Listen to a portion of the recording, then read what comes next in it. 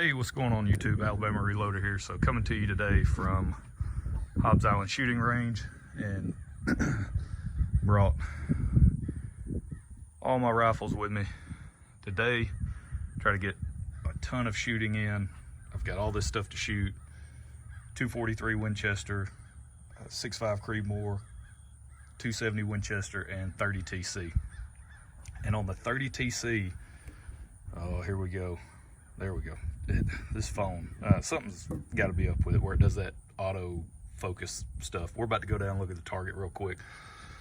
But the point of the 30 TC is to check velocity. I'm using, it's a velocity / pressure test. And here are the rounds right here. There's the load data up on the card. I'm using large rifle Magnum primers. I don't have a ton of large rifle primers.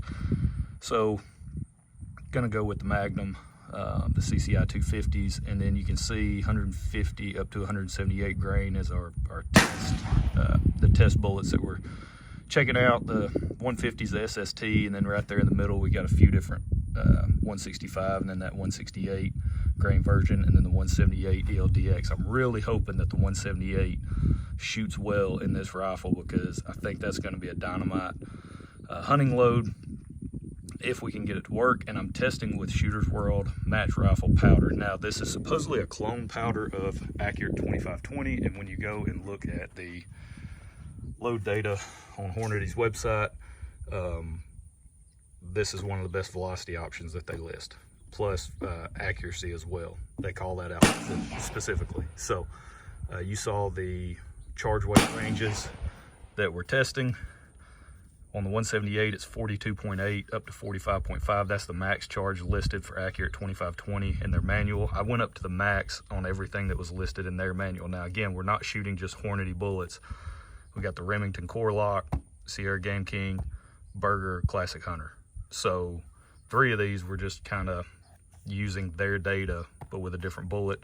So, and I'm probably going to end up pulling some of these bullets because I think we're going to hit pressure big time, especially with the 178 ELDX. My starting charge, I'm already at the max velocity that they show in the book, right?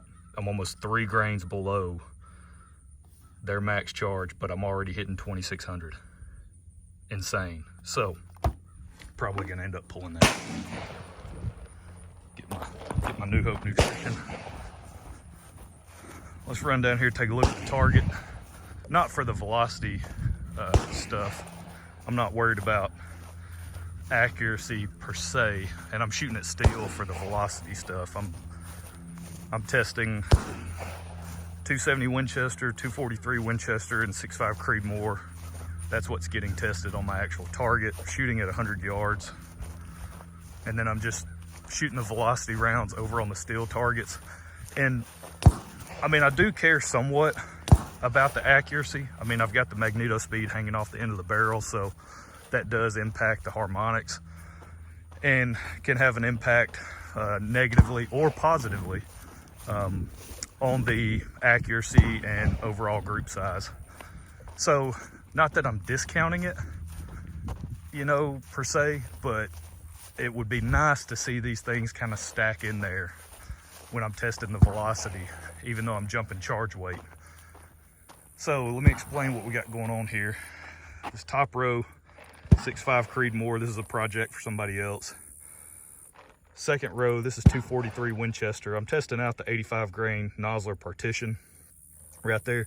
These 3 shots, this is out of my Kimber 84M Hunter. This is 3 different hunting loads. So I would say we're pretty good on being able to go kill something with my Kimber. Yeah, 3 different hunting loads. That's, let's see, 2 different bullet weights. Yeah, that's the Barnes 120 tip TSX, and then I've got the Spear 140 Impact and the Spear 140 Gold Dot. So yeah, that's dead deer all day. And then this bottom row is 270 Winchester, testing the 130 grain Nosler ballistic tips. First 3 days, I'm going just 1 shot per group and then coming back and going back through. So That's why it kind of looks like that.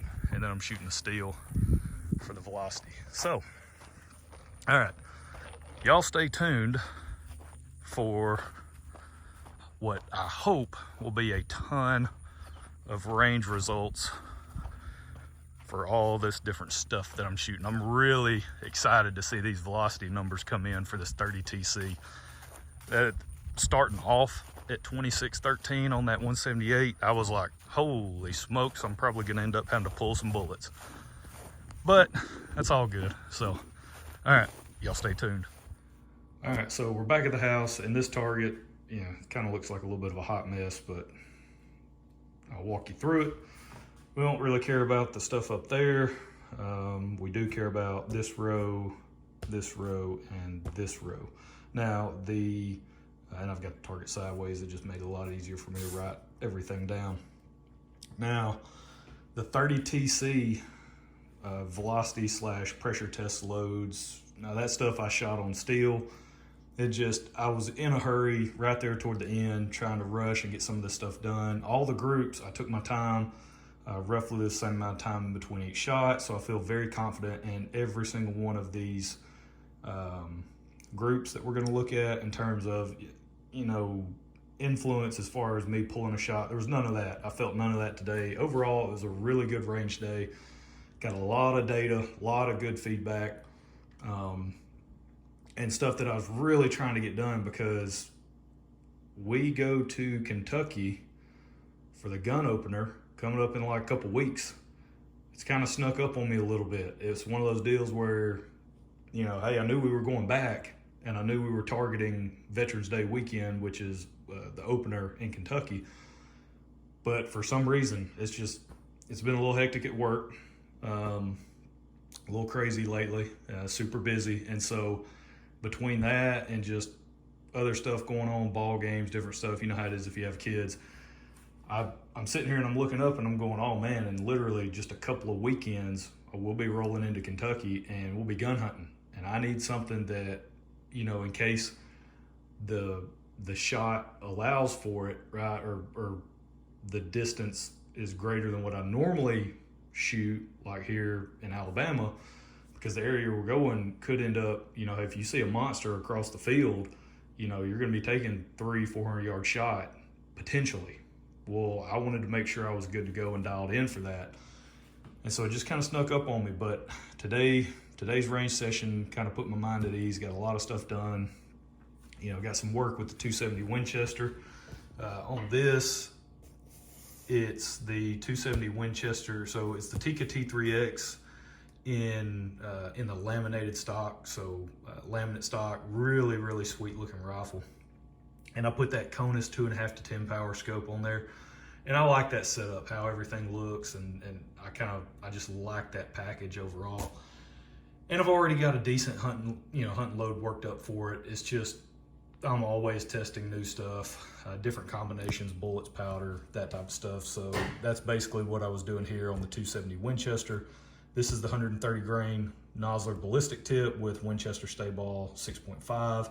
And then this is the 130 grain Spear Grand Slam with IMR 4350. And I ran out of time. I wasn't able to shoot the last two groups for the Grand Slam. I'll have to go back and do that at a later date. But just kind of the eyeball test, it seemed like the Grand Slam shot slightly better than the ballistic tip, but two different powders. Can't really call it a comparison.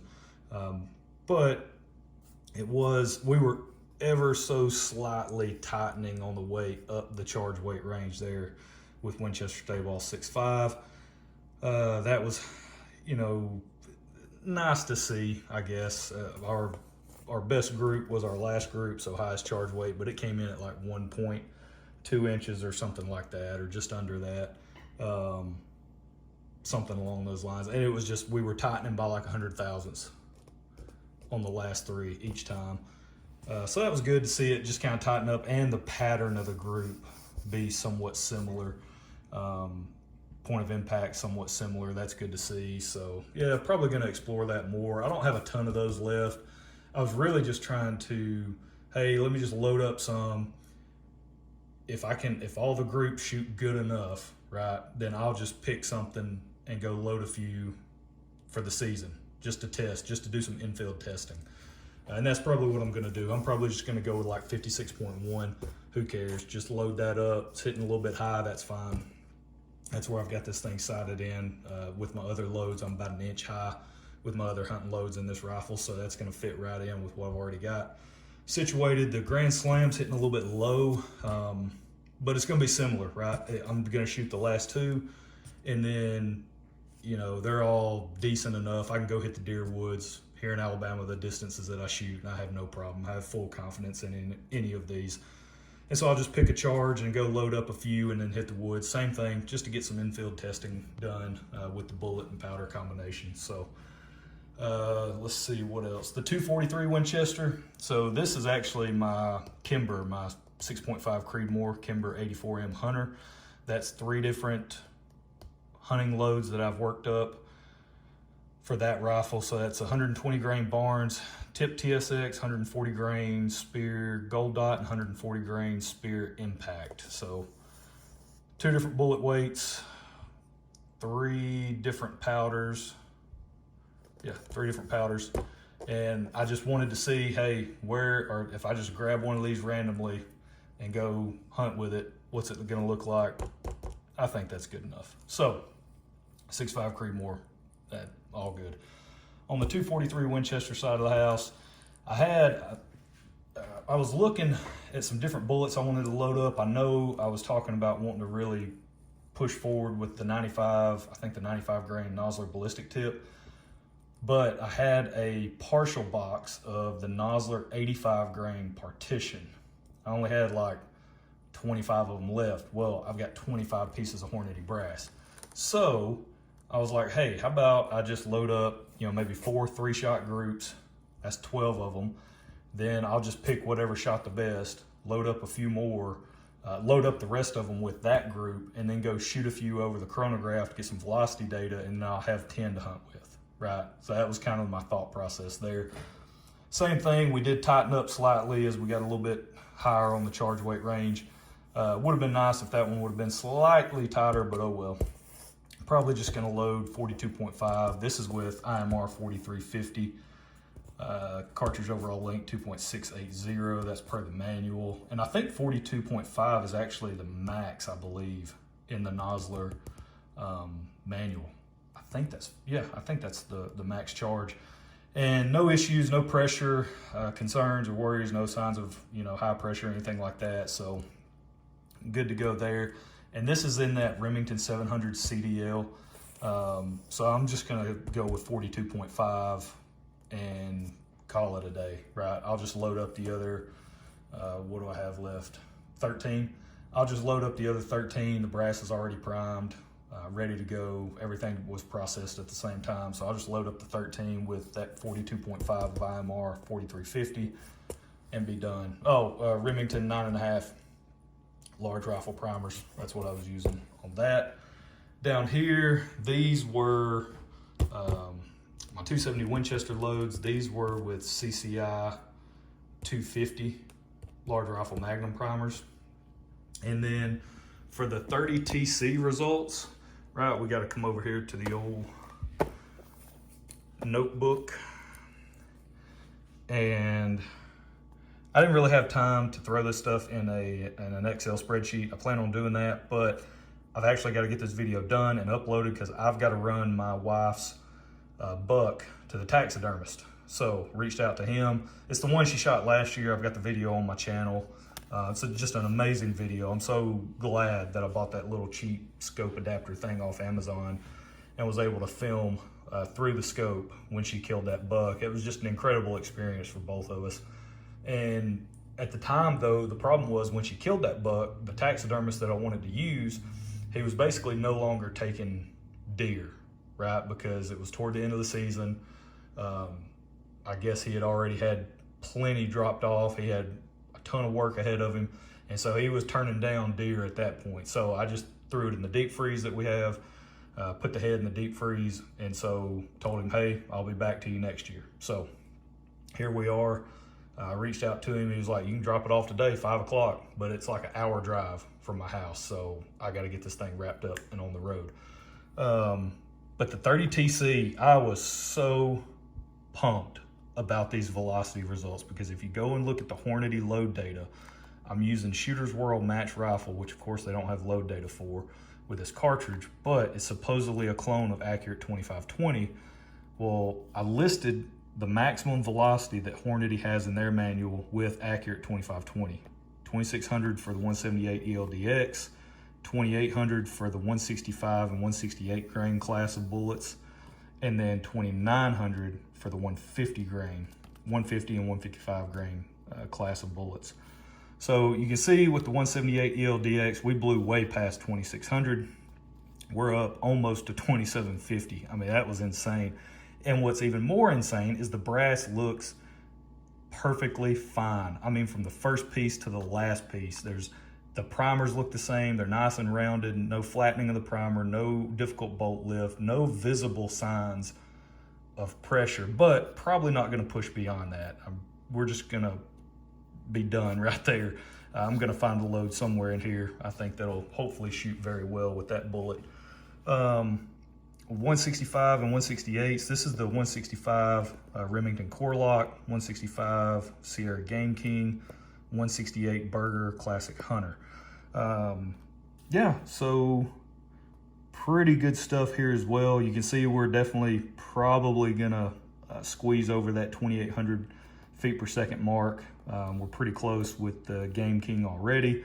So yeah, so just all good stuff here. Again, same thing, no visible signs of pressure, no flattening of the primers, no cratering of the primers, no hard bolt lift, nothing. So everything looks fine. I did run out of time, which is why I wasn't able to finish this. So it is unfortunate. I'll have to shoot the rest of these loads on a different day, so the environmentals will be different. So not ideal, but it is what it is. For the 150, you know, we already hit 2,900 feet per second, and we still have 4 more to go. So that's pretty exciting. See what we can get there. It would be great if we could push it up to 3,000. But again, with any of these loads, once I start hitting pressure or anything like that, because I check every single piece of brass, at the slightest signs of pressure, I'm just gonna call it done at that charge weight and then just pull everything else.